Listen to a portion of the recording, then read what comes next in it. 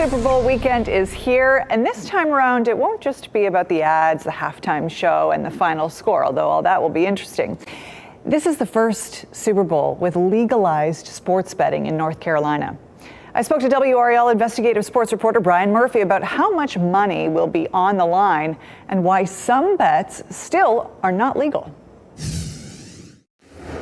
Joining me now is WRAL investigative sports reporter Brian Murphy. Brian, sports betting hasn't even been legal in North Carolina for a full calendar year. How much has been wagered so far this year? Well, $5 billion was spent between March 11th, when it became legal, and the end of the year, December 31st. And so that's $5 billion without a Super Bowl, which is going to be the biggest day in sports betting. Yeah, no kidding. Super Bowl is definitely going to add to that total. When will we know exactly how much has been wagered from that? We're getting the numbers every month. So at the end of March or at the beginning of March, we'll get a sense of what was wagered in February.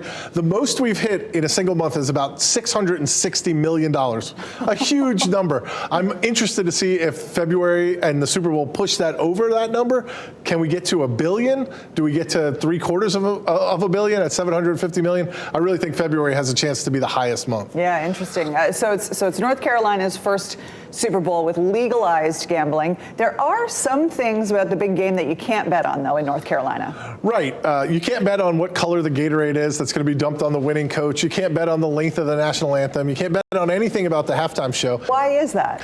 The Lottery Commission says that it can only be related to the game. Obviously, the national anthem, not really a player participation. The Gatorade color, not related to the game, not related to any athletic activity. So I can't place a bet on how soon I'm going to see Taylor Swift in the No, the Super number Bowl? of Taylor Swift appearances on camera, not something you can wager on, but I would take the over. Yeah, no kidding. Hey, the Super Bowl comes right around the beginning of tax season, right? So for people who maybe won some money last year, what do they need to know about paying those taxes on the winnings? Even people who lost money last year, North Carolina is very distinct from the federal government and other states. You have to pay taxes on your winnings. Even if you won $10,000 but lost $11,000, normally you'd say, well, I lost $1,000, I don't owe. No. In North Carolina, you have to pay taxes on the winnings. You cannot deduct the money you've lost. Now, a lot of people have operators and they can get tax forms from those operators. Sometimes you didn't win enough to get a tax form. You still are obligated to file those taxes, include those winnings on those taxes. That might be the reason why I don't get involved in sports betting. A lot of paperwork and a lot of unexpected paperwork, I think, for people who didn't know about this before. Brian Murphy, always appreciate you. Thank you. Thank you.